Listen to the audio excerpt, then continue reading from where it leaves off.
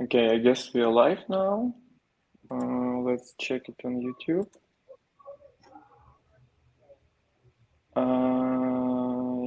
Yes, we are live. Okay, perfect. So let's wait a few minutes for like 10 or 12 members, and we will start. I guess this video will be recorded, so you'll have a chance to watch.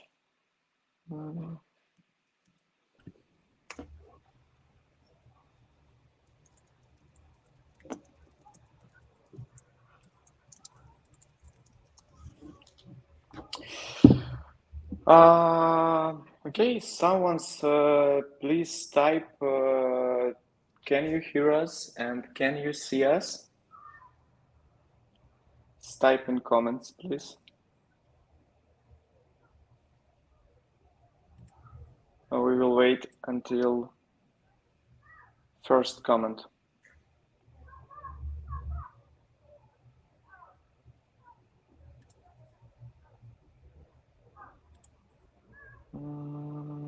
Hey. Okay, great. So we can start.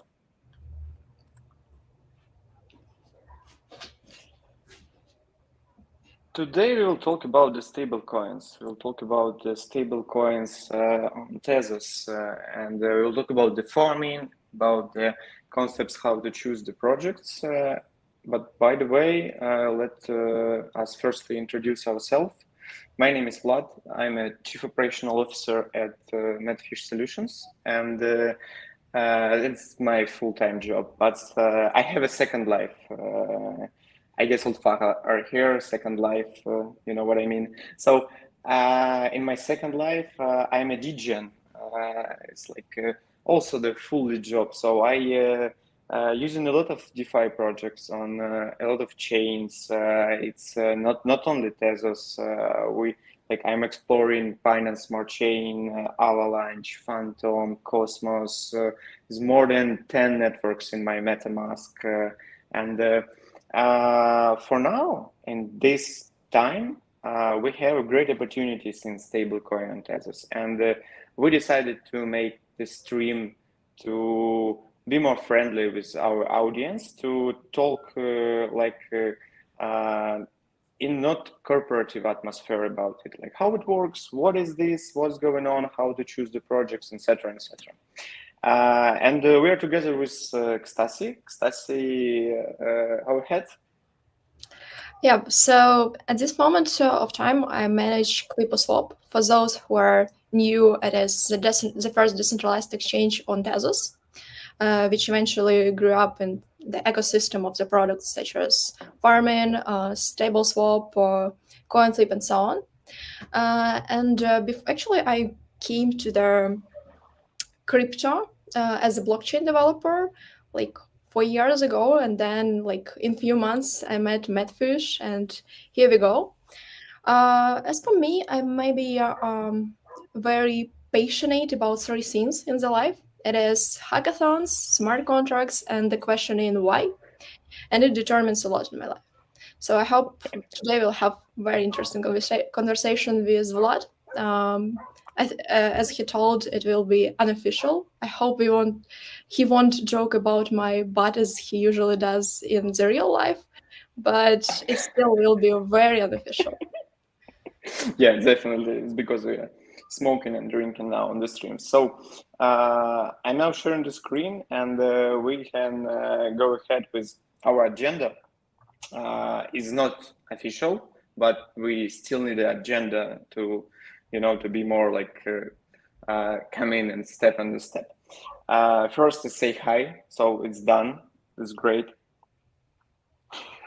Nice. Then we will talk about the types of the stablecoins, the history of the stablecoins, to create the base of our stream. So let's not just talk about the Tezos and about the stablecoin farming on Tezos. We wanna take more. So we wanna talk more about the concepts of the stablecoins, about the projects and their incentivization of the stablecoins, why they do the incentivization. So why you receive such a reward like 10 or 12 APR for your stablecoins is significant. You don't buy any governance token, you farm in only the stablecoins. And then we will talk about the list of the checklist, how you can choose the farms to invest and what you need to know about it. Also, we'll talk about the risks because we are in crypto and we have a lot of risks in our field, and we will share the news in the end with some small bonus for you guys if you will wait until the end. So yeah, and then we'll have the time when you can ask questions if you have any, and we will be happy to answer. Yeah, it's definitely. Prepare your questions. So, Stasi, go ahead, share your screen. You're the first one. Yep.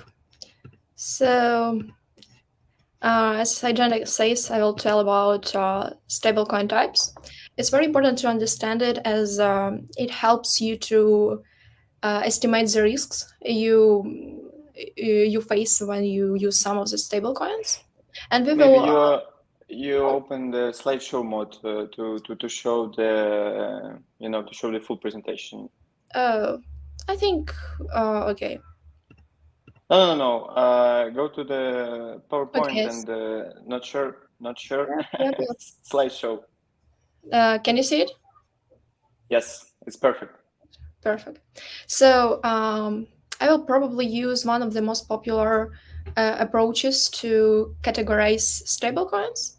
According to this categorization, we try to split stablecoins according to how they are pegged to the target price. And there are four types. There are fiat-based stablecoins, crypto-based stablecoins, commodity-based, and algorithmic. If we talk about fiat collateralized stablecoins, they usually have reserves on some regulated account, and they have some entities that can issue stablecoins for you.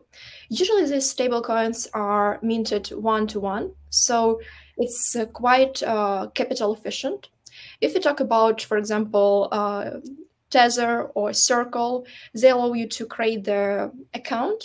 As a business, you can create account, deposit your dollars, and then mint the same amount of the stablecoin on some of the chains. And then, as another party, you can actually come with the stablecoins and redeem them for their actual fiat. The main thing that you should understand that they are not like they not usually hold all their assets in the reserves in the dollars itself. They can buy some obligations or some short-term Like USDT, for example. yeah, So if you check the reports, the USDT, you can see not only the dollars. There's a lot of stuff around, and they mention it like, hey guys, this shit is cost as much as we minted. Yeah, it's for sure. No. It's and usually for it costs sure. even more. I mean that they usually try to make some money about it, but Of course. So anyway, if you want to become sorry to interrupt, if you want to become a fiat-based stablecoin, you can take the money from people, mint the stablecoins, and send them the stablecoins to the others. But you have this fiat money on your bank accounts, and you can do not wherever you want, but you definitely can use the opportunities to earn on this significant amounts of money, like the USDT. So USDT have the opportunity to earn a lot by using their collateral. Yeah, but it also creates the risks that this collateral will be lost, and then the asset will be defect, and won't cost $1 as it has to. So you should also understand this point. And the problem with this assets is also that they are centralized. So regulator can come at any time and say that Starkle must ban your account and like you will lost your money. So you also should be aware of these issues with these kind of assets. And also there is another category. It is crypto-backed assets. The great example is DAI, when you can deposit Ethereum or other assets to mint DAI. But in this case, the assets are over collateralized.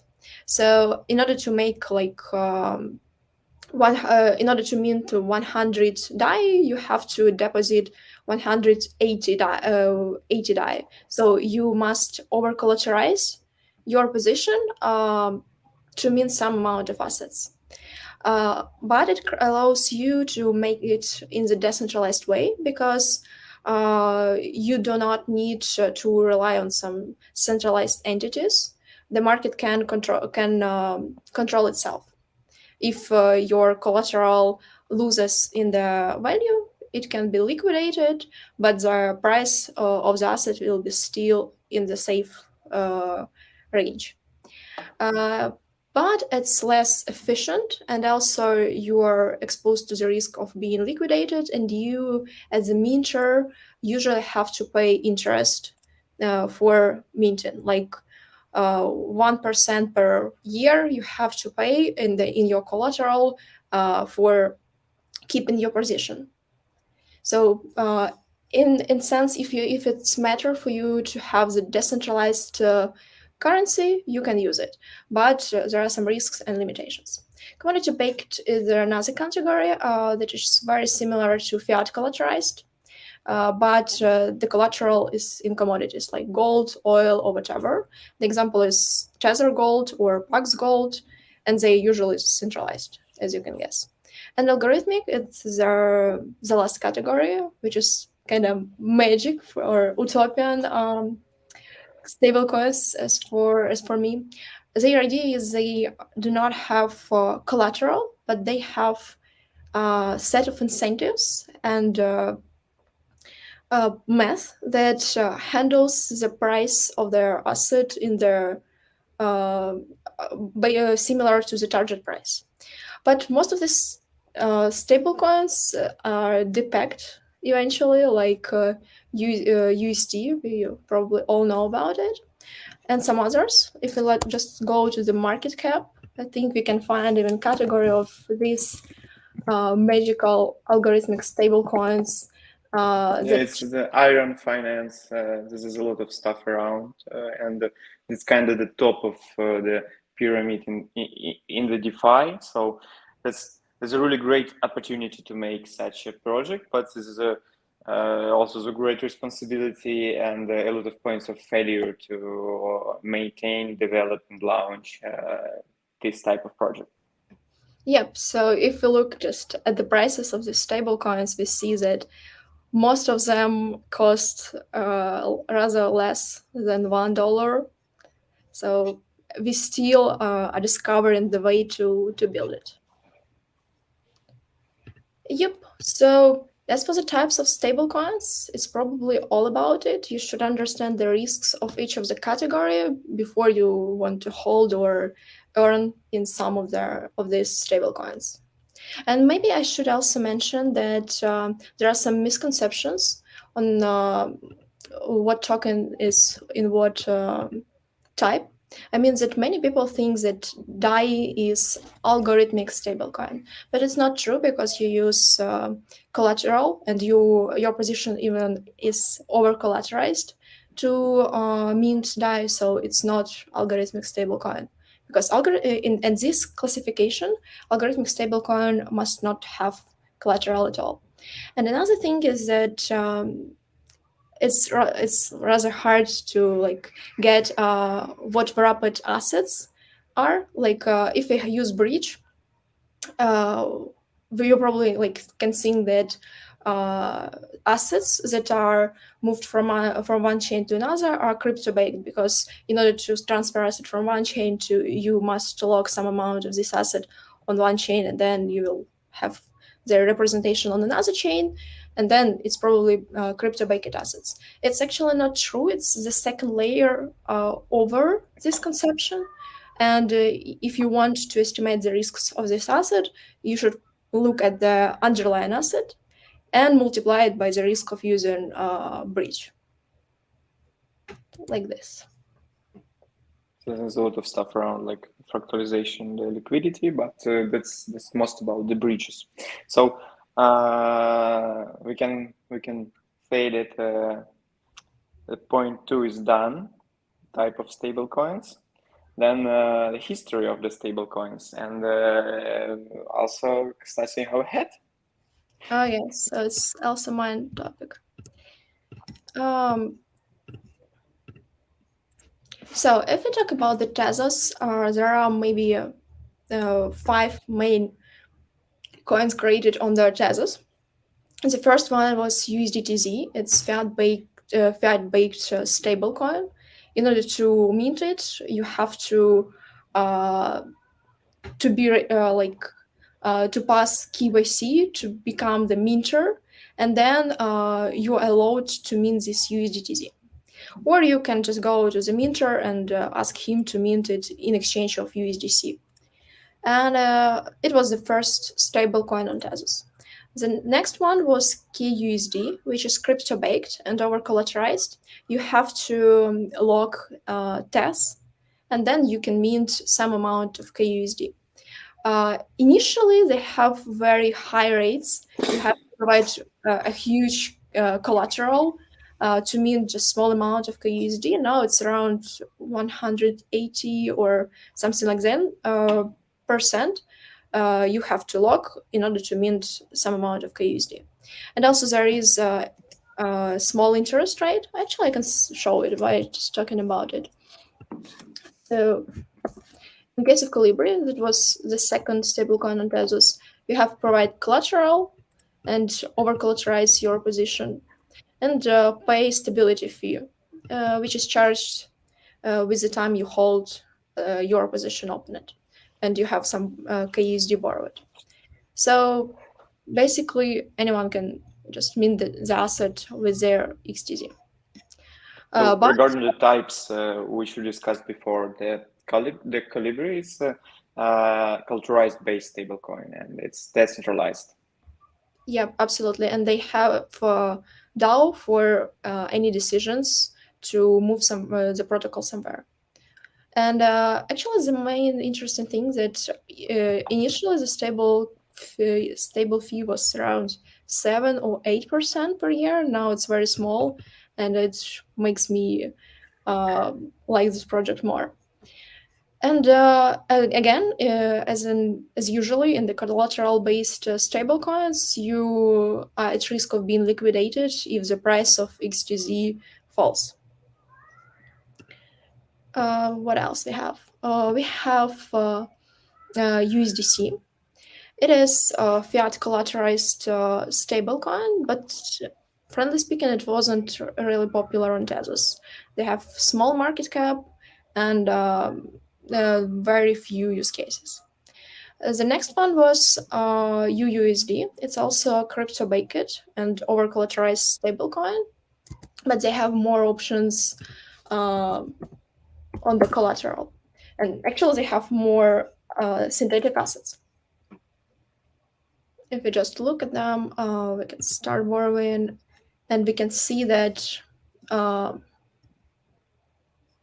okay, we need just to wait for some time, but we can mint UUSD with for collateral like Tez, USDT, TZBTC, and Sears, and it makes your position more flexible. So if you believe that BTC will grow in the price and you just need some stable coins at this moment, you can just provide it as a collateral and use stable coins while you are waiting that BTC is growing in the price.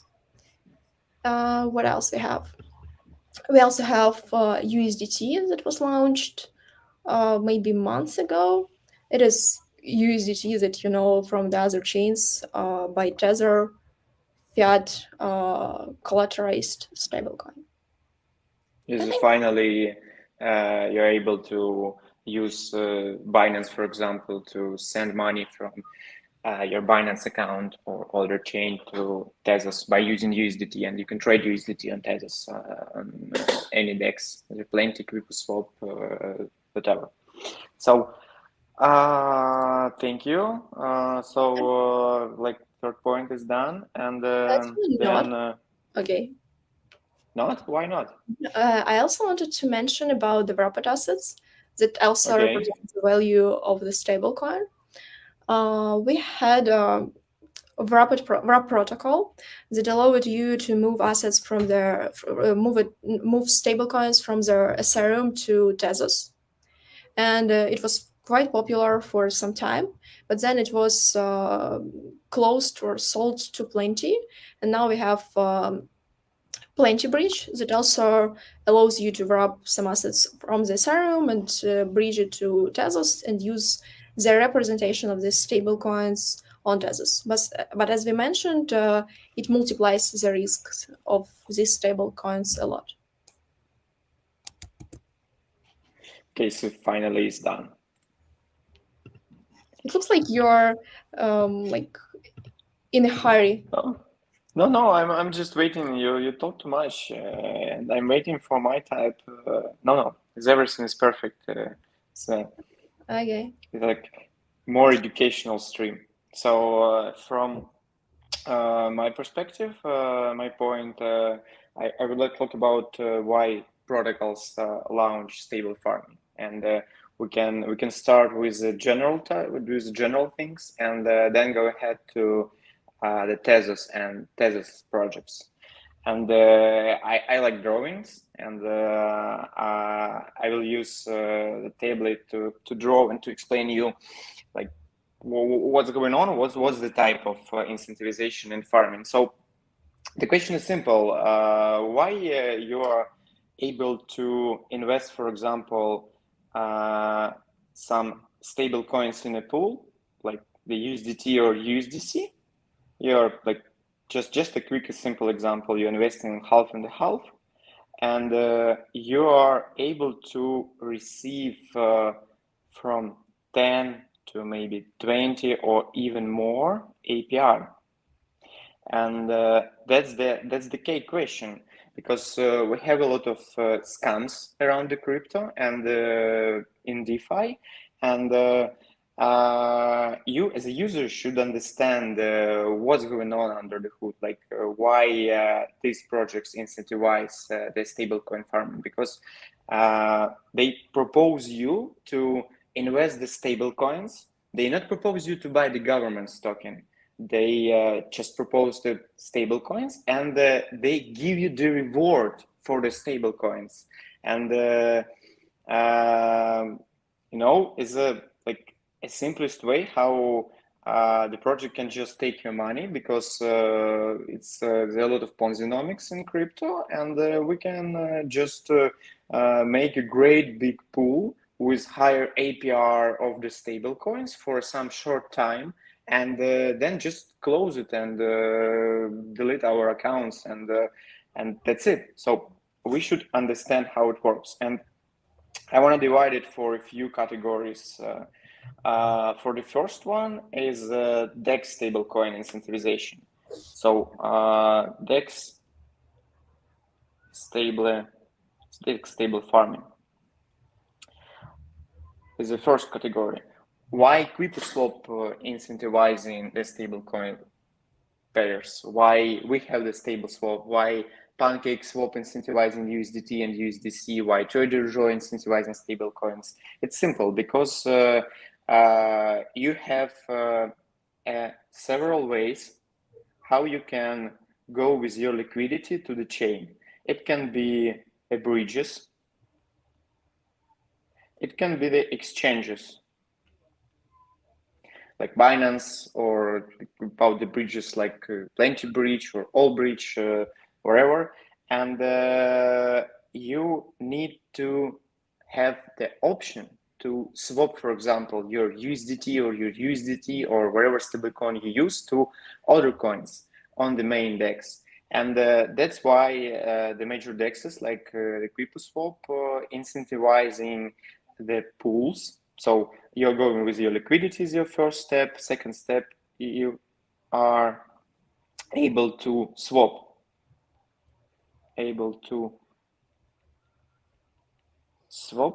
your stable coins. Like for example, it can be USDT, like on Tezos, to some other tokens.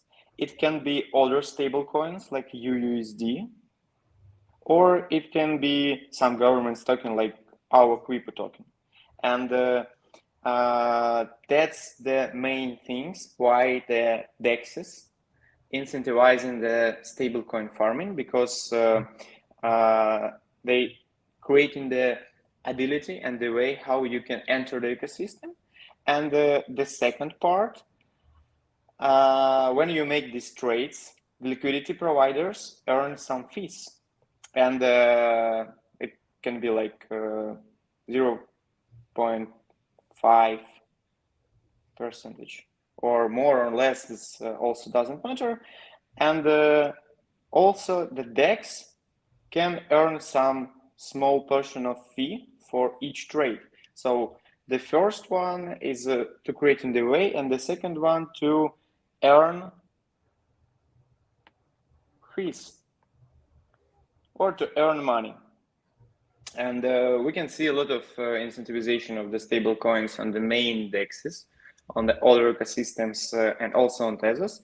And that's like major things. That's a common approach, and that's normal. Also, we can see the second types of projects and the second type of incentivization. If we have the project with their own stablecoin, like for example, youves or Kolibri with UUSD, or kind of examples like a MakerDAO, etc., etc. So this is a project with own stablecoin,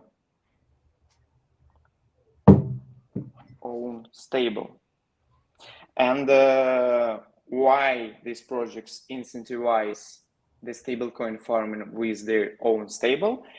The answer is simple, because that's the utility. So you create the ability to using and investing your stablecoin. For example, in youves, they have farms for UUSD, and you're able to participate in this farm. And for youves, it's beneficial, because before to participate, you should mint this stablecoin, or you should buy this stablecoin. And this is answer for the second type of the projects. So they create the ability to using their own stablecoins. And why? Because they have stables. So own stable plus farming, it's the utility. And that's the answer. Then we can have projects like vaults, for example, with auto compounding. We can have leverage yield farming. We can have some projects which are use already exist pools and already exist farmings, and they are just increasing the efficiency of the assets inside. So they can add some portion of incentivization for the stablecoin farming, but they are earn also the performance fee. So it's like the third type of the stable farming. How to say it? It's also the project with farming, that's Vault? no, it's not only the vaults. It's also leverage shield farming. It's gonna be like separate part of the projects which are just incentivizing the stable coins. So we can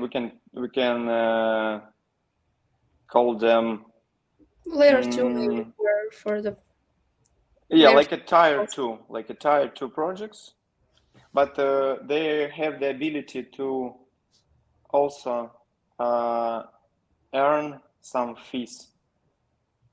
And the final, the most interested, is the scammers,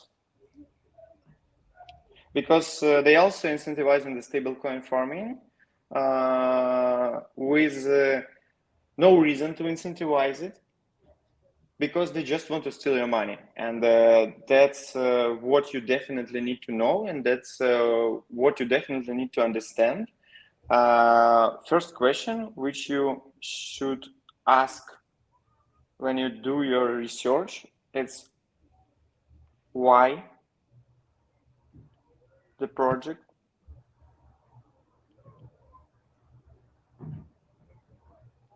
created this farming,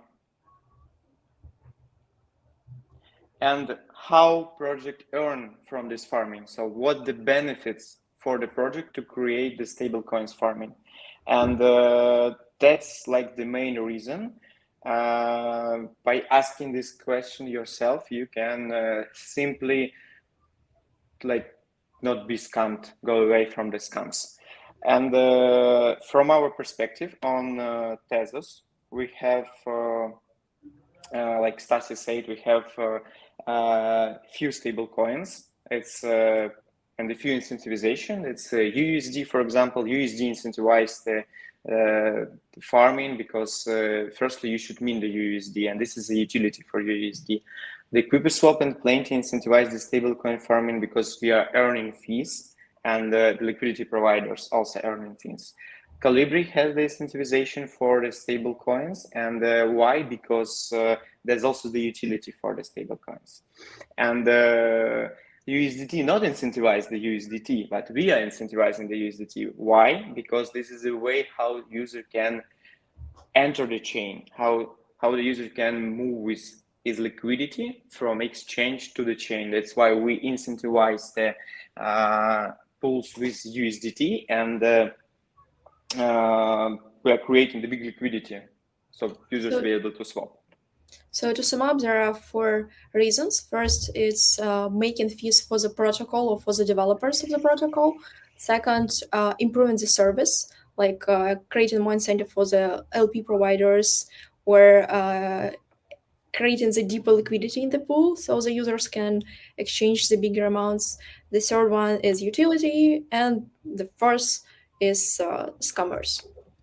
Yeah, definitely. And the main question is why the project making the incentivization, why they create the farming, how they earn.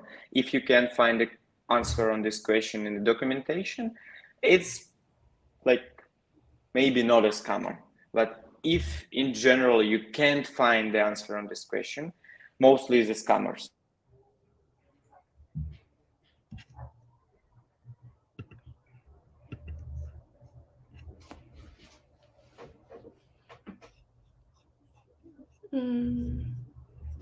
I guess we can talk more about the list, how we can choose the project for farming, like what we should know and how we can prepare to use the stablecoin farming.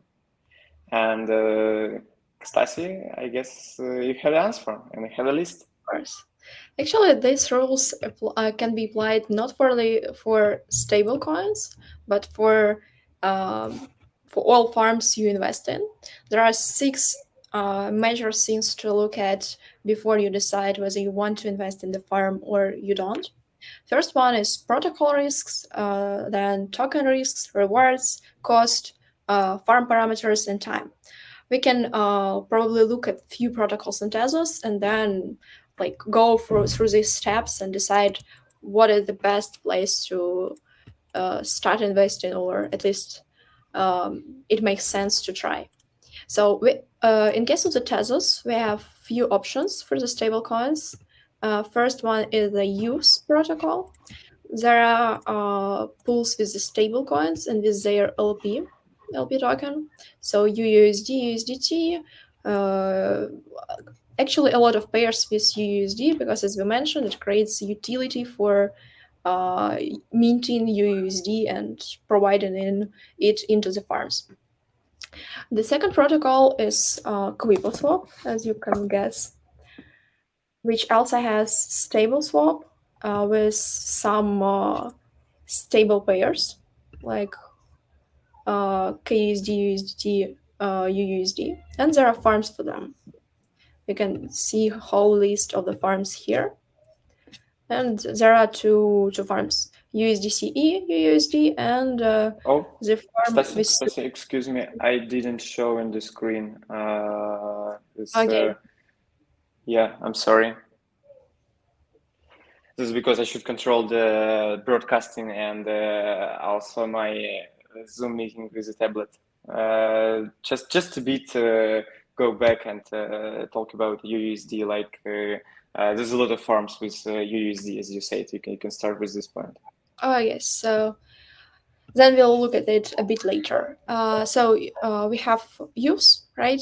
That incentivizes payers with UUSD as it creates utility for UUSD, and they have their own flat curve that also allows them to earn some fees, but they use these fees for in very smart way to keep to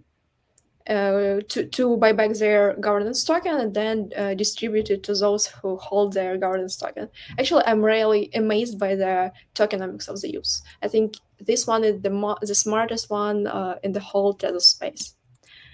The second protocol we have is QuipuSwap.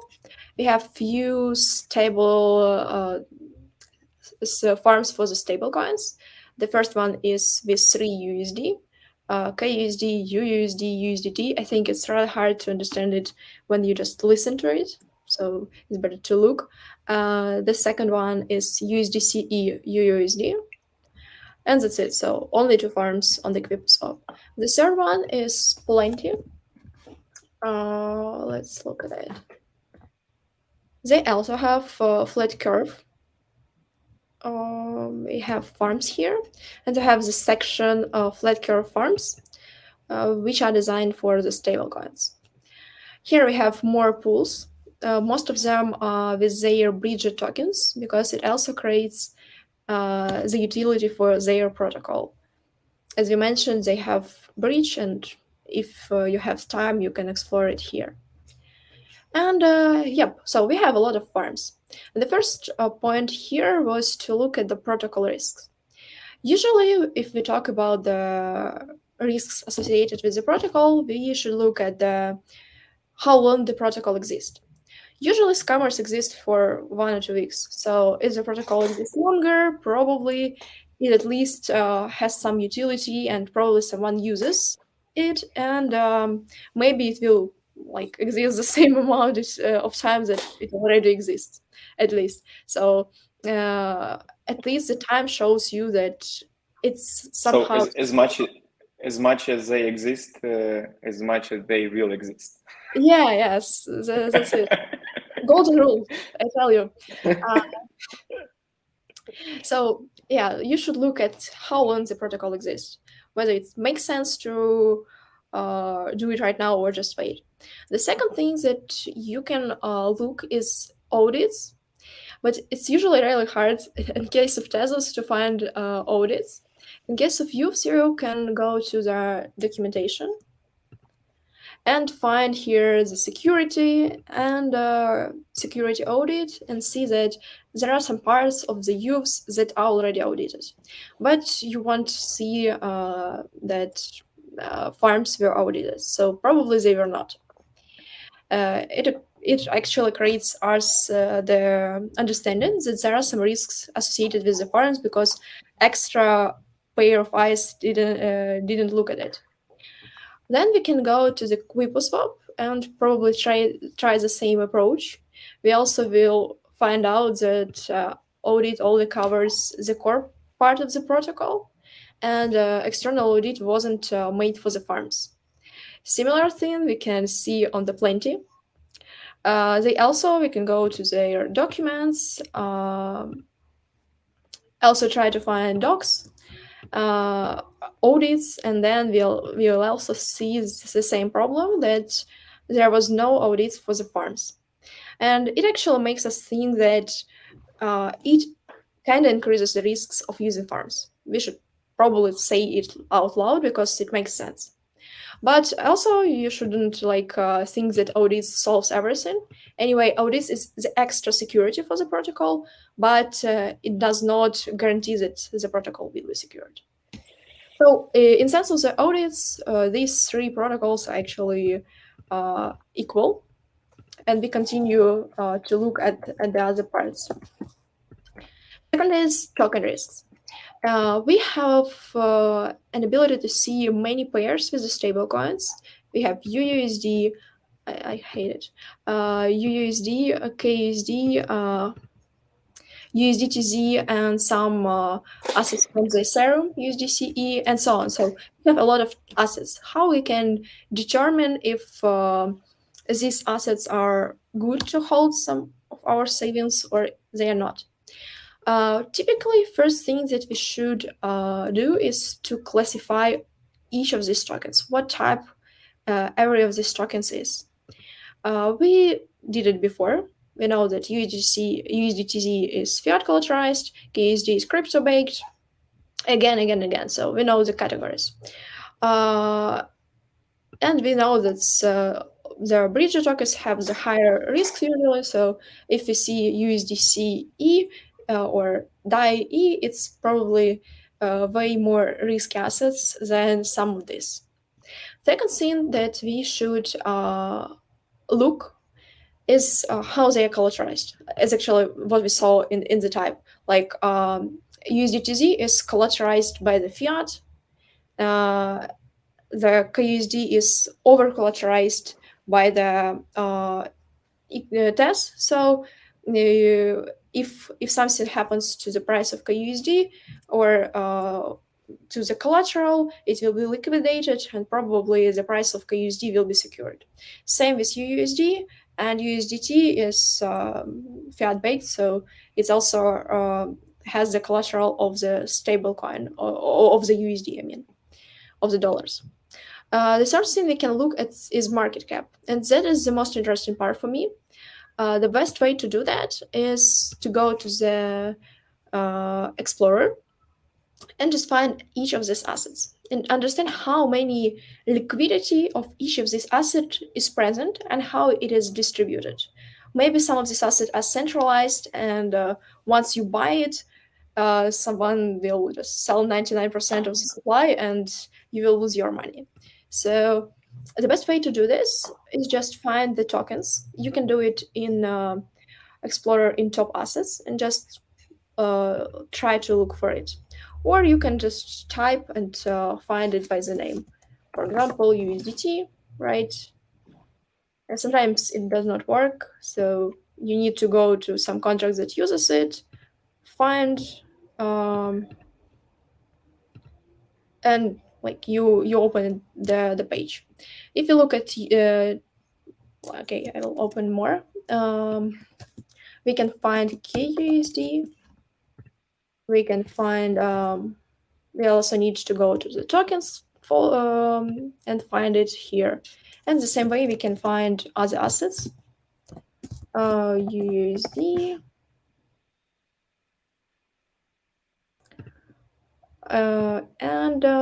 Okay, let's just start with this. Sorry.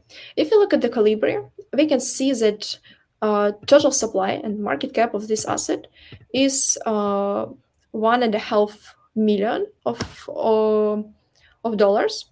So it's rather a lot for Tezos. So this is quite liquid asset for the Tezos.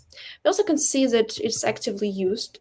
We see that there are a lot of holders for in Tezos reality, and we see it was created quite a long time ago. We can also look at holders, see how it is distributed among the accounts. We see that somehow part of these funds are instability fees. So the liquid part is like 30% smaller than we can see it in the total supply. So like maybe 1 million of this asset is on the market. We can see that some part is on one exchange, on another exchange.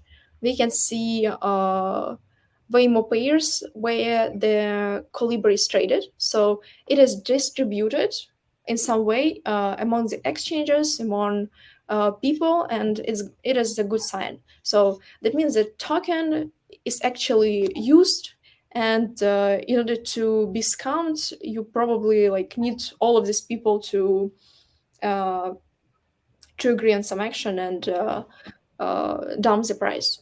And actually, if the protocol is secured, I mean, if it's not hacked, then probably you won't face this problem. So actually, Kolibri looks like it saves it's safe token. Similar thing we can see with youves. It also has high total supply. It's actively traded or transferred. There are quite a lot holders, not 100. It's actually like 2,000. So looks like it's used by some users. If you look at holders, we can also see that it is traded on few exchanges. That is good. So there are some incentives to arbitrage between these exchanges, and there are many ways to buy this asset. Yeah, we can see that it's actually distributed among many users. So it looks like pretty much interesting asset to invest. Then we can guys, but we are showing like a deep research. So in final, we will summarize the lists of what you should do. So we wanna like give you all of the tools. So you will be like the best one on the top, like the 1% of all of the farmers and the stable coins of the knowledge. And you can go deeper like Ecstasy, and you can choose and don't go deeper like Ecstasy. But we definitely need to show you how to do that. That's why we have such a presentation, deep facts. Thank you.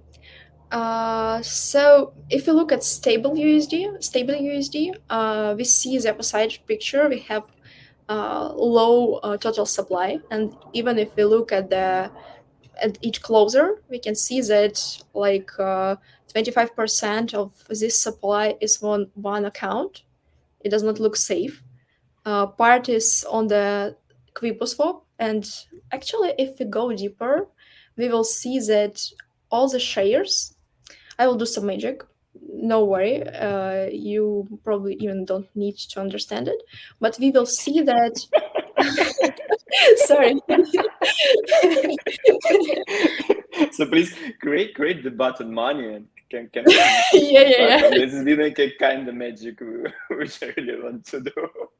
So we will also see that the same account as holds 25% of USDC holds most of the liquidity in the stables QuipuSwap USDC. So he is the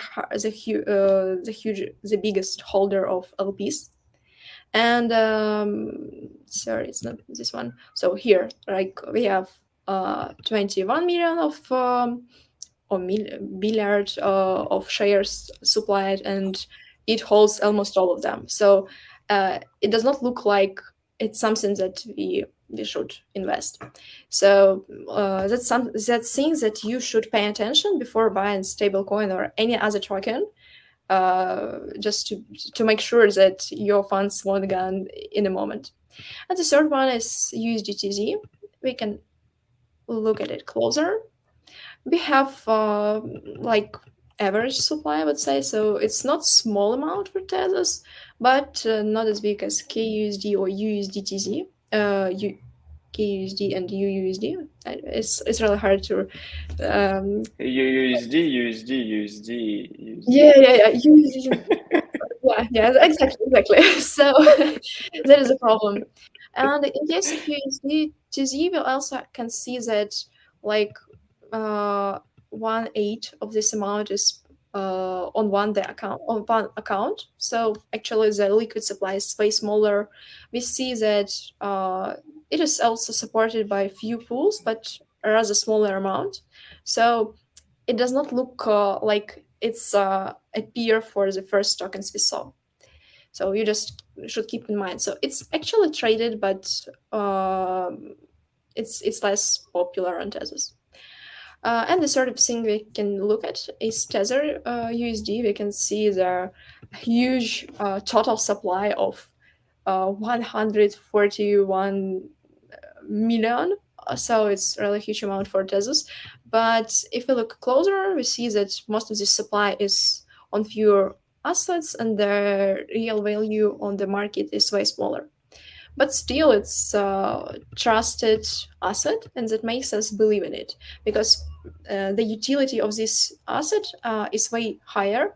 You can actually send it to Binance or withdraw it from Binance, so it creates a higher utility for this token. So it's also Yeah, the token. when I will see the owners, this is a Binance withdrawal and Yeah. Bitfinex USDT. So that's Yeah, that's why this asset can also attract your attention.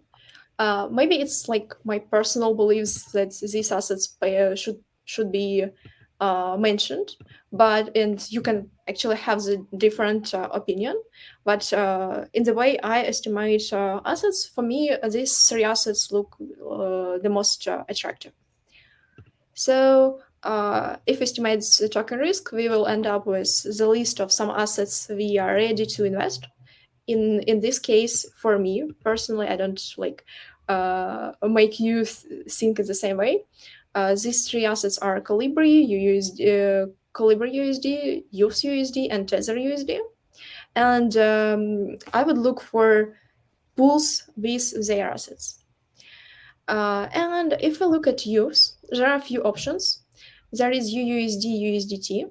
There is UUSD KUSD. There is the end, right? Two. So UUSD USDT, UUSD KUSD. On QuipuSwap, there is only one pool, KUSD USD USDT, and there is a few pools on the Plenty. There is we see that most of these pools are with wrapped assets. We actually didn't look at them. I think it's something we missed and we should. So if we look, we'll go back for the previous topic of how to estimate token risks. We already mentioned that when you work with the bridged assets, it's way more risky. And that's why the reason I even didn't recall about them. We also can look at their market cap, but using the Plenty analytics. And then we will see the market cap of the assets. We'll see that it's not very high, especially in case of BUSD, DAI, USDT, so it's very small.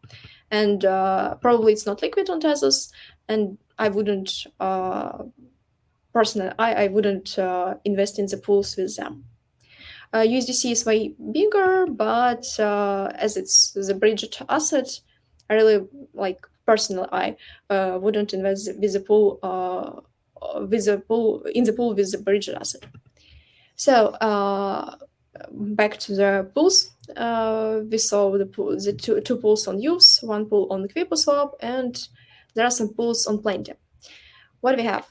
Most of them are with the bridged assets because Plenty owns the bridge, and it's logical for them to incentivize assets with their tokens, pools with their tokens.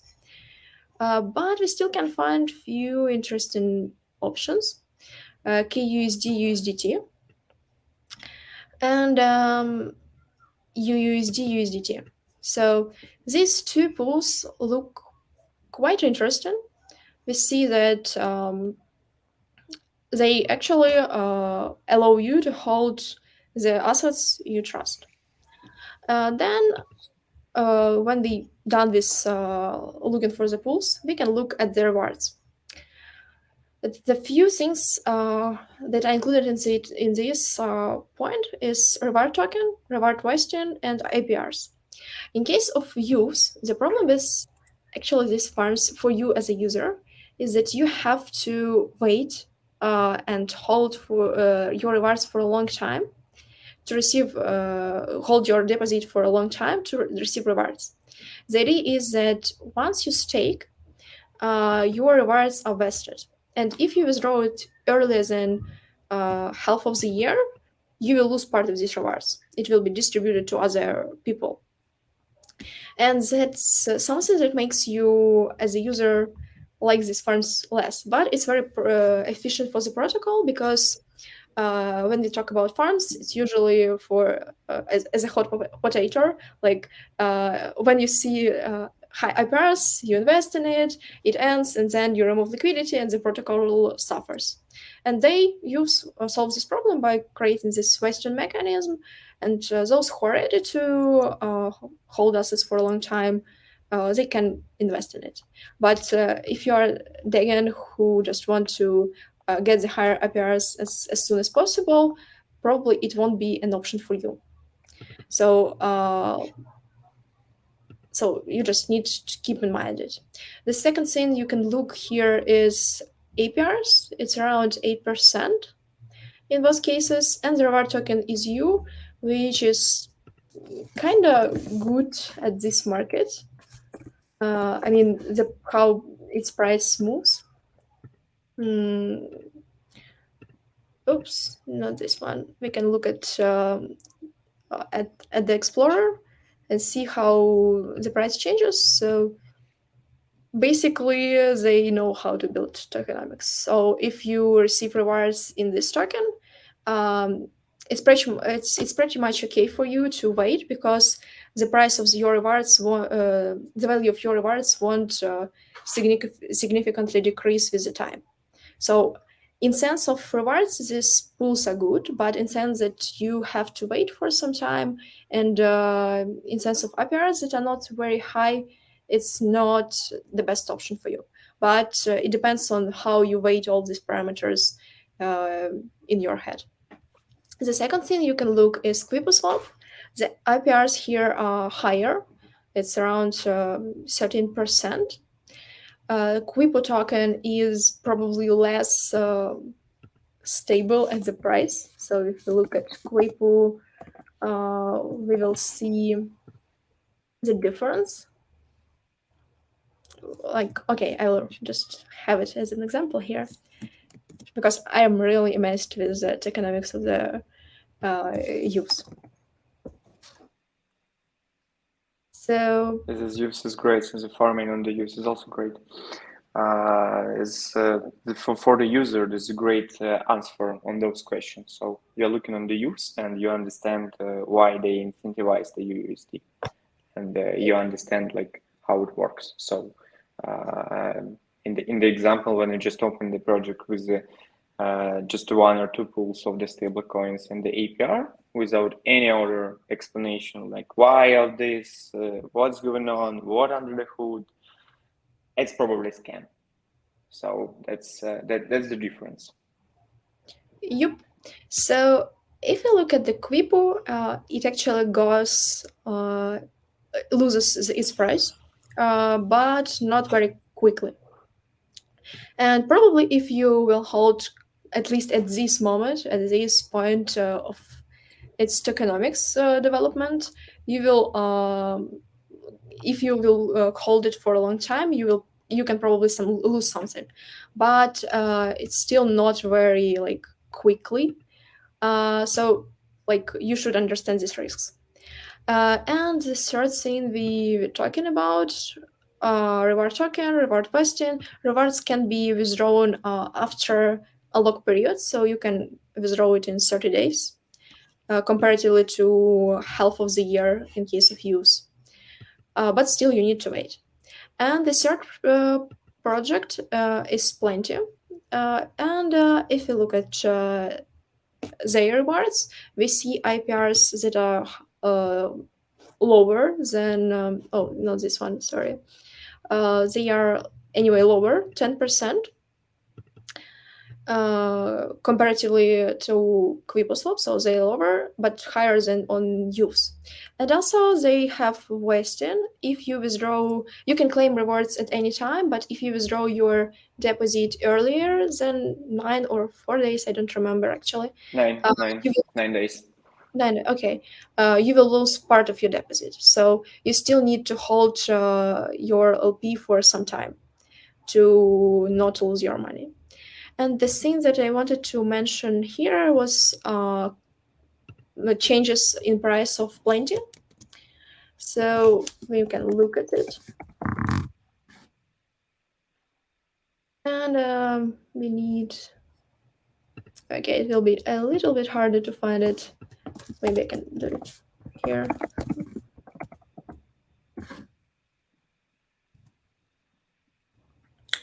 And we can see the changes, right, weekly. So it decreases in price quite quickly. That means that something is wrong with the incentivization mechanics, or it's very inflationary token.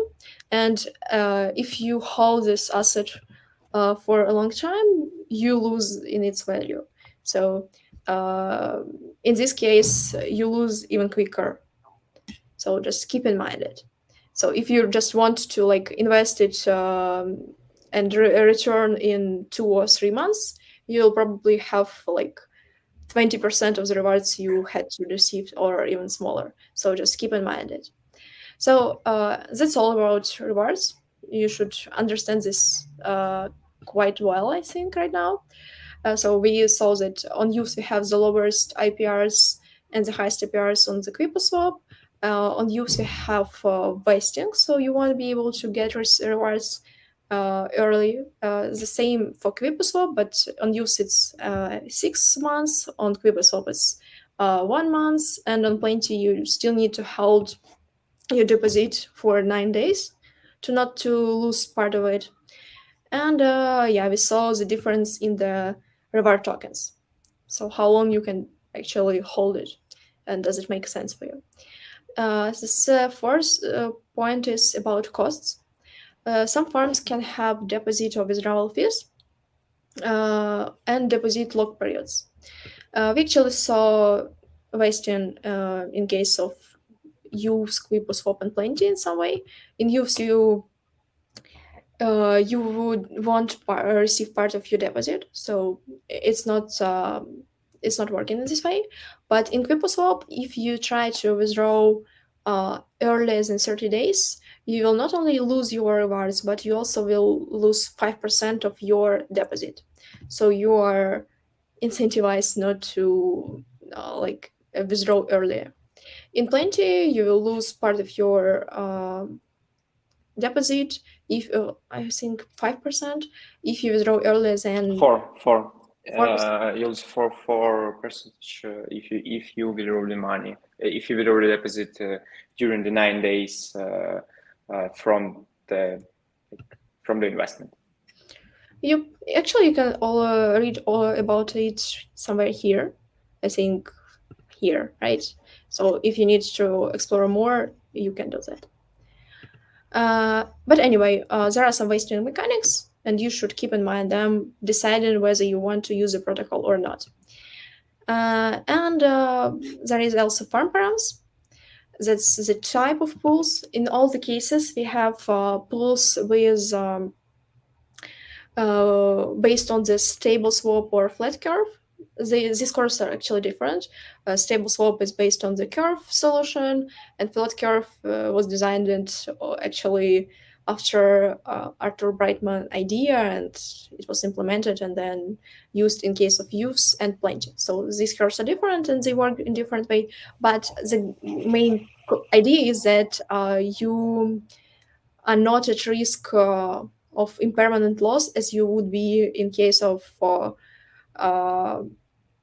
CPMM like Uniswap, or just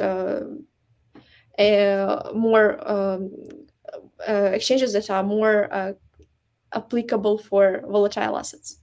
So yeah, this is a simple formula when A and B is K is.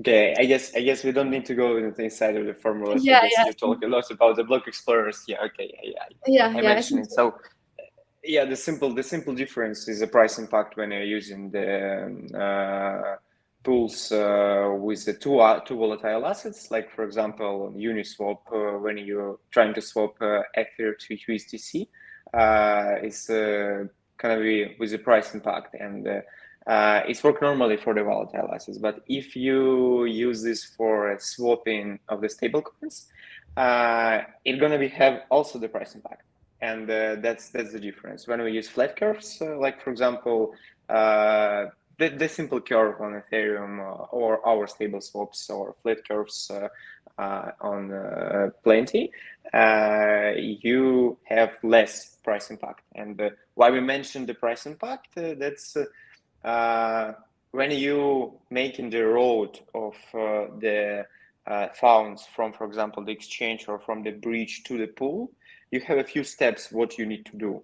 And we talk a lot about choosing the right tokens, choosing the right farms, choosing the reward token, etc., etc. And in case of this, you also have you also have the price impact in changing, in swapping the assets to finally invest inside of the pool. And you should take it into account to understand how many days you should wait with this APR to receive back your part of the deposit, which you can lose by using all of these steps. Yep. Thank you for adding their details. What else we should mention is the proportion and TVL. The idea is that sometimes, if you look, for example, at the QuipuSwap, we recently released new UI, so it's easier for you to see it. If you talk about the pool, when you will deposit assets or withdraw it, the most efficient way for you to do that is provide balanced provide assets in the balanced proportion and withdraw it in this proportion.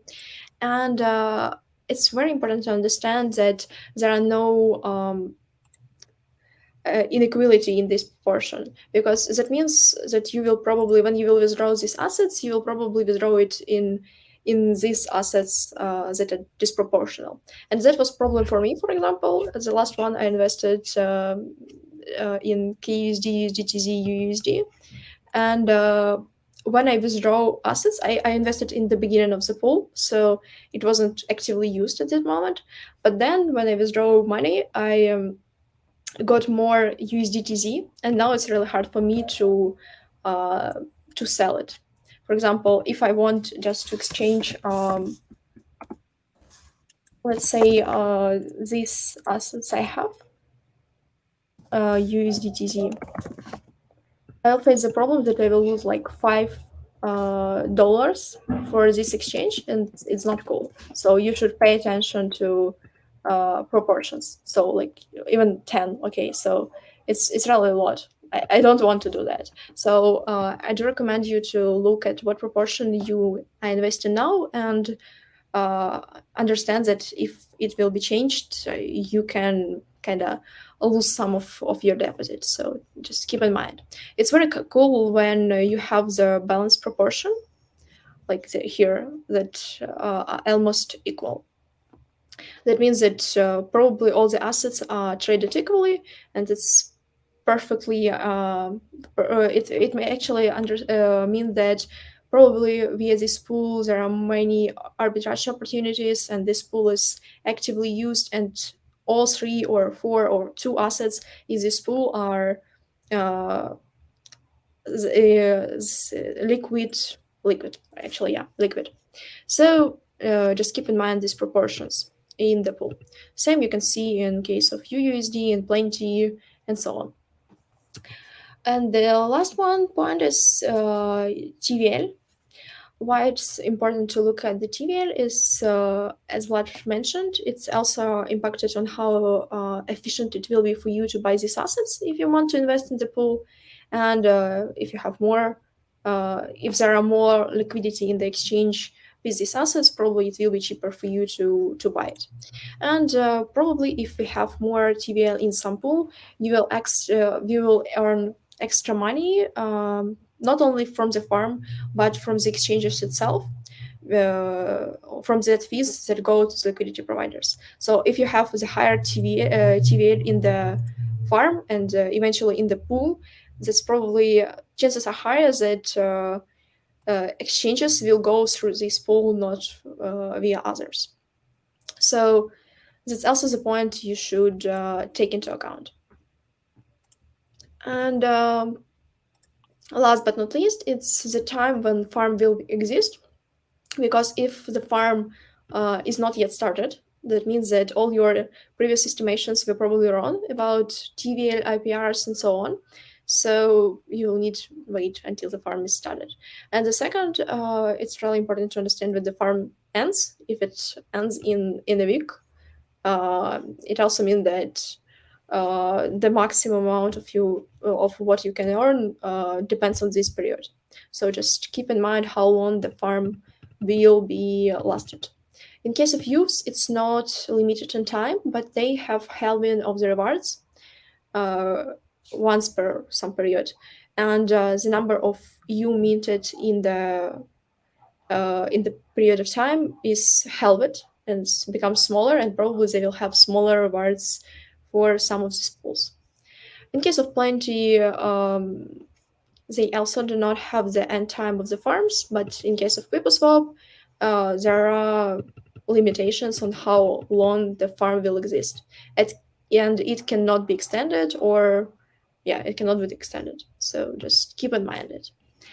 And for example, if we would try to use all these approaches to all these characteristics to decide what farm we should invest, we would come up with some solution. For example, if you look at the rewards, we decided already what tokens we are interested. I remind you that USD, USDT, and KSD seems to be reasonable, at least for me, as for the person who will invest right now. The second one is rewards. We saw that the youves has low IPRs at this moment, and we also see that as an investor, I have to lock it my deposit for a long time, which I don't want to do. So options with the youths are not interesting for me at this moment. So I will probably not invest at least this time in youths. There are options with the QuipuSwap, which has like 13% of the IPR, but you should remember that if more people invest in this pool, it will go down. And we have IPR of 10% on Plenty. We also see that if you look at the pools, here it is, KUSD, USDT, we also will have here APR TVL of 100 K, right? So, in dollars, and here are the same. In QuipuSwap, we'll have 3 times higher TVL. And in both cases, we'll have to lock assets for some time. But in Plenty, it's way shorter period. But as I actually represent QuipuSwap, I will probably start with investing in the QuipuSwap. But if you will be interested in other products, you will probably will make your decision by yourself. So this time I will show you how to do that in case of investing in KUSD USDT, right? And I will start with not fresh account, but I will have let's imagine that I just withdraw some assets from the Binance, because it's usually the way you come to the Tezos normally. So you can withdraw Tez and you can withdraw USDT, and they'll show how you connect in both of the cases. First option, you can just invest into the pool KUSD, USD, USDT with USDT. So sorry, I need to change account here. And you can use only your USDT and invest with them. As easy as you can imagine. So just count this some amount of USDT and do that.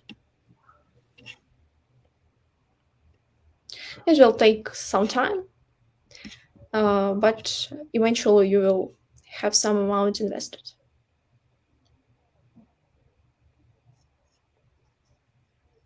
And also, as I mentioned, we just updated a bit interface. So when you go to the liquidity tab, you can also see where you can earn some profits. And if we have options not only on the QuipuSwap, you will still have can see it here. So our transactions was successfully added to the blockchain, and now I have some shares.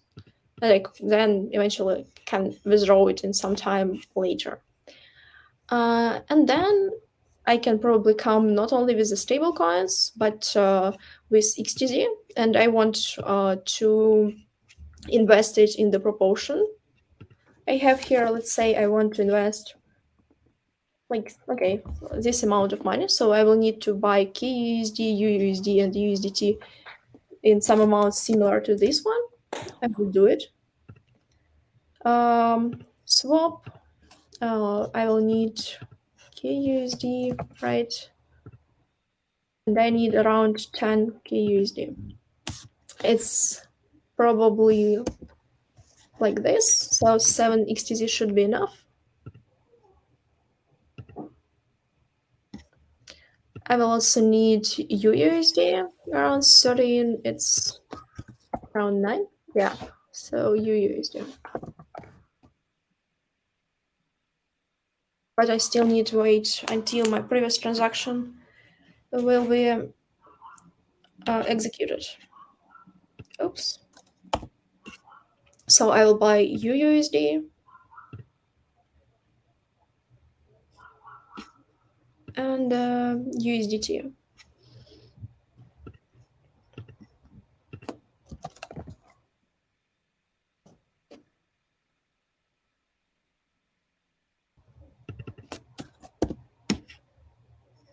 Still some time to wait.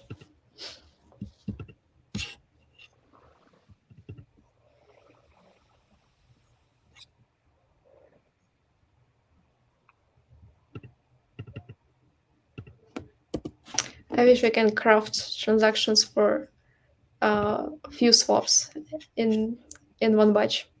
So yeah, just an idea. So we can also buy. Sorry, what? We can also buy USDT.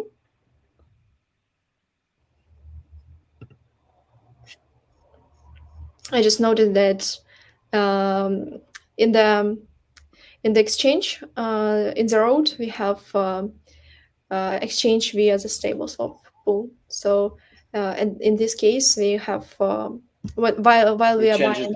We changed the proportion.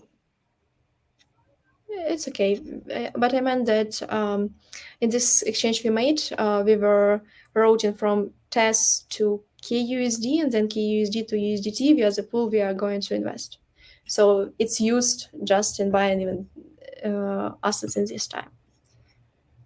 That's why depth of the pool matters, as you mentioned.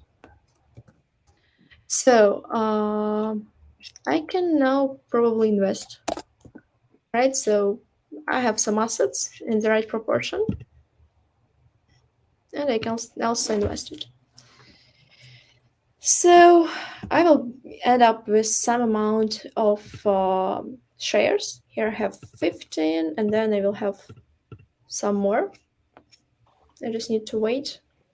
And then I will be able to go to the farm here and invest the whole amount I have.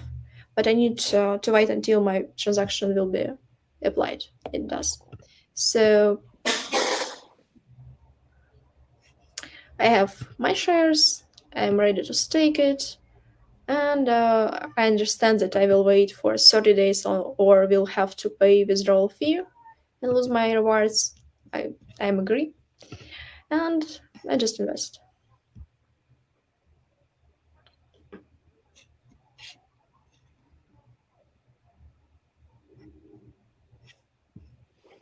This is a process. It's not so simple now. Like we are working on it. We are working on development of these projects, but if for example, we had a call with my mother to just explain how what need to do to invest. So we already started with some funds on the temple, but if you started from the scratch, you need firstly to buy crypto, buy fiat. So you are installing the temple, you're redeeming the seed phrase, you are buying the crypto, and then you have a lot of these steps. And if you also explain to my mother like what need to do to understand the tokens. Yeah, it's true. I think that every product has to simplify this path for the user at the extent they can. For example, wallet can become like way easier to use when you can just top up it with a fiat, and you won't need to go to the exchange, and it will create the shortcut for Yeah, for your mom. yeah, Then yeah. We live in this bubble. We agree with all of this. We understand how it works. Even though with nothing happening on the front end, you can go to the block explorer and check everything. But the yeah, but newcomer can't. The newcomer doesn't know what's going on this front end. Like, what the fuck? What is this? yeah, absolutely. Like, if we want to have mass adoption, we definitely need to change our approach and make it as easy as it possible. Like, I'm not sure Yeah, if our mom actually is the audience. I mean that probably people. definitely. For now, it's not the audience, but I don't know that it's more about the future, like how we can simplify it, what we should do. I don't think even if your mom that your mom will ever be a user of such products. I think that these are people maybe up to 40 people, 40. I mean, age of 40 or like this, because I think that your mom even don't use like internet banking or whatever, so it's still not an audience of No. She finance. does. She does. She does, okay. But not in this way like we. It's more difficult. It's much more difficult. There's a lot of steps. Yeah, but this talks more about the future. So, Let's go ahead because the stream will take, I guess, 2 hours. oh no, It okay. will be Don't plan it. it's a super long stream, the first stream. So let's go ahead. Okay, so actually we ended with investing in the farm, and now we have share, which around 83 uh, euro dollars here, and Dollars. we have and we have some rewards here that are, that we will be able to withdraw in 30 days and so on. So if you will be interested in exactly this farm, you will be able to explore it or go to Plenty and invest in the farm you like, or in youves if you as admired by their tokenomics as I am, and so on. So basically, you can just use these points to check to make the decision. You are free to add any weights of these things, but anyways, it's the core basics that you can use or not to use. Here we go. Okay, thank you. Yeah, that was like super deeper. Yeah, and for you guys, just an example. Just an example how we as a builders understand how it works and what we are doing with our own assets. From our perspective, this is not a financial advice, what to choose, what to do. We're just showing to you tools and our opinions, what we think. It's not like the final point from which you can start or on which you can base. So you should think yourself and you should do your research, and we can help you with the tools for the research. That's our major value. And we still have a few points which we should discuss. I guess it don't take too much time. I now sharing the screen, and we already discussed almost everything. And final step before the news is farming risks. So by using all of this, you definitely have a lot of risks. And I wanna share them with you. So you should definitely understand, on which agreement you are signing, like what's going on under the hood. And with risks, I want to start firstly, not with the Plenty or the QuipuSwap or any other projects. With risks, it's definitely need to start with a chain firstly. So when you're using Solana or Binance Smart Chain or Tezos or any other chain, Ethereum, for example, firstly, what risk you're taking the chain risks, because they have their own consensus, they have a lot of validators, they have miners, maybe validators. It depends on the type of the consensus. And you're taking all of these risks of this chain on your portfolio or your deposit, because if chains stop, you lose everything. So the first risk is the chain risks. Then you are using some wallet, and for Tezos is a Temple wallet, for Ethereum is a MetaMask, for Solana is a Phantom, and a lot of wallets for Terra Station, for Cosmos Kepler, and you're taking the risks of the wallet also. And only after the chain and the wallets, you have the...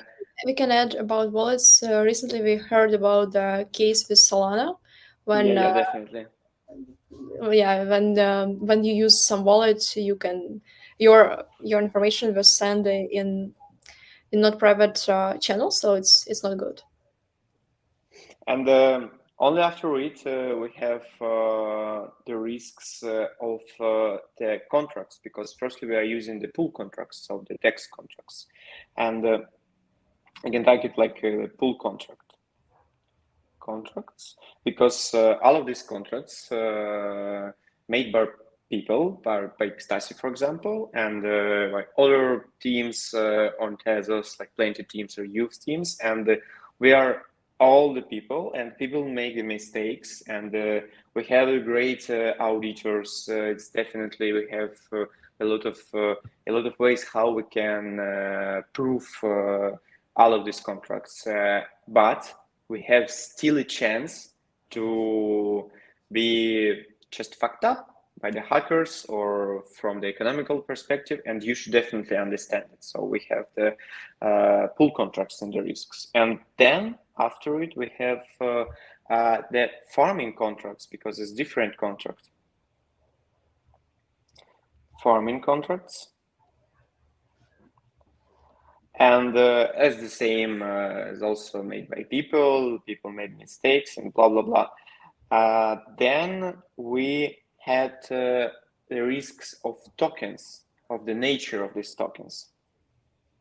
So for example, as Anastassia mentioned before, you can farm in stable coins with USDT and USDC, or like on Tezos USD and USDT, or you can choose some algorithmic stablecoin with high risk nature, like Anastassia mentioned before on the CoinMarketCap, they almost all unpacked. So that's also the risk which are taken on you. And only after it, we have the risks of missing the points which we described before, like the risk of the price impact, the risk of the farming ending, the risks of some maybe issues on the front end. So you will need to use Block Explorer and interact with the contract without the front end. So we can mention it like all small risks. And all of these risks are multiplying. If, for example, we want to create kind of benchmark on the risks, if you know what the benchmark means, when you trying to test your hardware, you have like the final number of how is best your PC from other PCs. If we will try to calculate the risks of this type of farming, we should multiply all of them, because all of them can be in the same time. And from all of this, in the DeFi, it's called a really, really safe. Because if you will use if you use a lot of farming pools with the volatile assets, it can be it can add much more other risks with the volatile assets. If we will create some farming strategies, it can be also the other risks, and this is really safe, safe in our DeFi world, in our crypto world. But you should definitely take into account all of these risks and understand in which farm and what you are doing and how you're participating in it.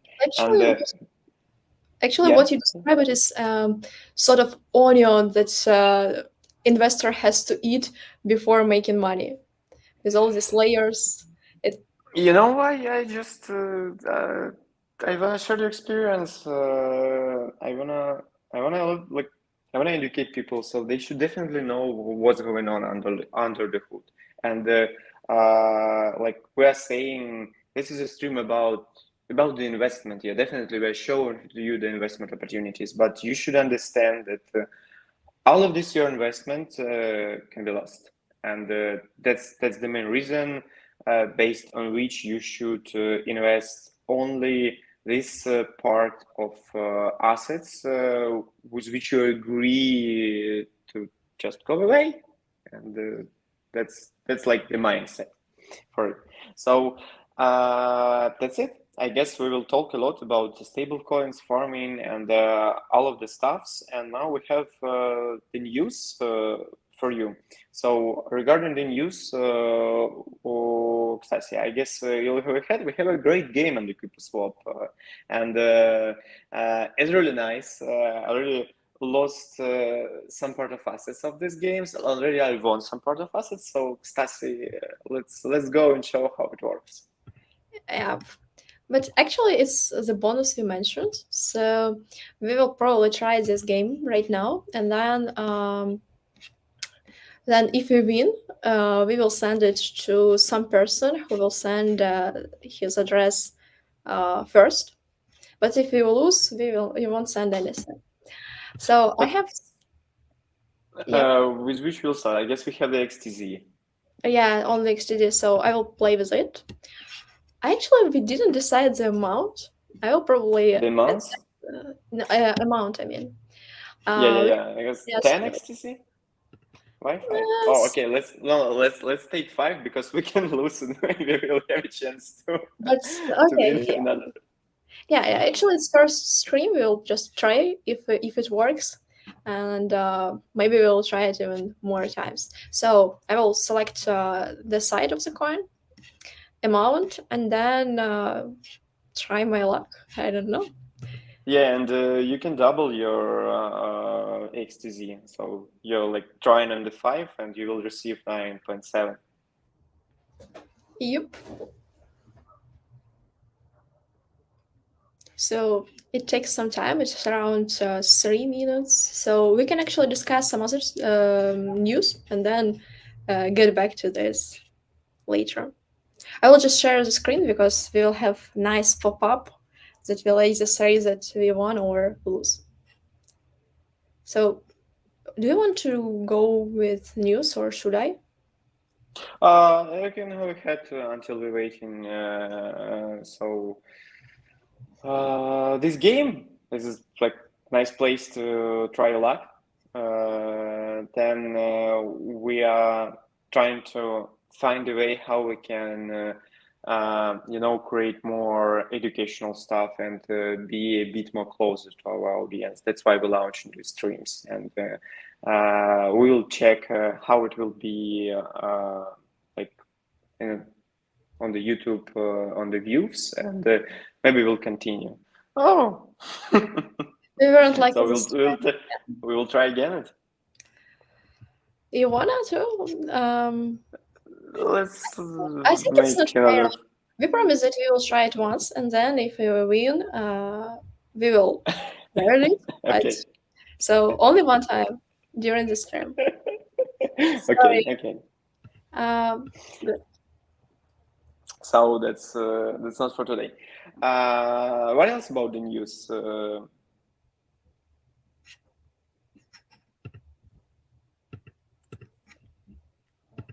So we also have like zero fees on the exchange on Temple. So it's very kind of interesting because we had Independence Day, and we decided to make such a move to make it free for everyone. And also we launched Upana. You probably heard about it, but I will still remind you that we already have first landing protocol on Tezos, and if you need to like borrow some, for example, stable coins whilst you're still waiting that TCBTC will grow up in price, you can probably do that. Or you can provide some assets and earn some fees, some interest rate. So just I recommend you to play around it if you want. And what else? Do we have anything else to add? No? No, I guess we mentioned the game. We mentioned Upana, zero fees on the Temple router, and I guess something was the final. Let me check. 1 second. New stablecoins UI. So I mentioned it already during the stream, so I'm not sure. yeah. We can go to the comments, and I already there's a lot of comments. Thank you guys. There's not too much views for now on the stream, but this is a lot of comments Yeah, it's the from. first. So. Yeah, I guess I didn't take much of them because this is really a lot, and I spent like a few minutes to choose of them. But we will start with a few. So, will you share the link of this presentation? Yes, we will have the article in final about all of the topics in the stream, and we will take all of the slides from Anastassia presentation to this article. Okay, then talk. Okay, when 20 APR again profitability. I guess this is nowhere for long term. You can try your luck in some algorithmic stablecoins or other chains. For now, we don't have any algorithmic stablecoin on Tezos, but still on Tezos, we have, from my opinion, the highest APR on the stablecoins, with compared to the normal farming incentivizations on other chains. You can check the Credit Joe, you can check the AutoFarm, or Finance, so you will see like it's lower than 5% usually. So if you look at the Tezos, it's the golden time for you. Yeah, it's like from 10 to 20 to 15. For some pools on Tezos, on Plenty and on youves and on Quipu, we had 20 and even 30% APR, but that's like a short amounts of time. After we had TVL, we had like a few couple of thousands invested into the pool. The APR is lowering, so I think it will grow up with the price of the tokens grow up, but as we see bear market, it's unlikely that utility token will rise. Yeah, guys, don't be like we are in a bear market, and you have the opportunity to farm the stable coins on like 15% of APR in average. Maybe you will find me some bank with this annual yield. I guess no, but in crypto we have a lot of risks. In banks also. In banks, not your money, but it depends. It's to compare only for you. So the other comment, do you already farm on other chain? Bro, a lot, like starting from early Ethereum. Did Like you count how Uniswap, many you lost? how many I lost? Yeah, for like from all of my farming life, but I didn't lost everything that I earned. So So you were it's smart. like it's profitable for now. It's profitable. Okay. If it will be a few bottoms, I guess it will be not profitable. Okay. Okay, so this is a great question. Blah blah blah. Not much time required. I didn't know that Solana down. Tezos is more stable. From our perspective, Tezos is really more stable than Solana. Solana can hold for a vacation on the weekends. And not on the weekends. Yeah. It's for me it was a few times on the weekends. That's why I'm using this sentence. You just don't have another time to check it. Yeah, maybe. So how to transfer my USDT to Tezos? You can use bridge. This is a plenty bridge for now. And you can use Binance. So you can send your USDC to Binance, exchange it to USDT, and send USDT from Binance to Tezos directly. So USDT now on Tezos. Can you use Temple? I don't know. Do they support? Support what? I think you can buy it with Exodus, no? With USDC, no? No, USDC. You can buy for crypto with Exodus, but if you already have a USDC, like the normal way is to use the bridge or Binance exchange. No, I just checked that USDC is not supported, but many other assets are. Yeah, with the crypto, with the crypto, not with not USDC exactly. Stablecoins. Yeah, that's the USDC. So does USDT is a native coin on Tezos? Yes. Binance support USDT on Tezos? Yes. Which DEX should I use? There's a lot of DEXs on Tezos, but we already implement the swap router in the Temple wallet. So if you're using the Temple wallet, you can swap inside. And now is a great opportunity because we have 0 fees for the swap. So the Temple will find for you the best road to swap your funds between all major pools on DEXs on Tezos, and that's like a more profitable way to find the swaps. But on Tezos we have plenty. On Tezos we have QuipuSwap, Tezos we have youves, and all of them have the pools with the assets. And the final questions: how to find the link to this project? I guess is the timing when we talk about the QuipuSwap. You can just type the QuipuSwap.com. And I think when we will have a wrap up of all the thoughts we talked about, you'll still have links in the article. Okay, thank you. Thank you for this stream. Anastassia was really, it's kind of lecture in the university. This is the streams. It's more. But it's an experiment. I think we'll make it better. Yeah, definitely. So thank you so much, Anastassia. Thank you, and see you soon. We will go for like a couple of beers after such a good lecture. Yep. So bye.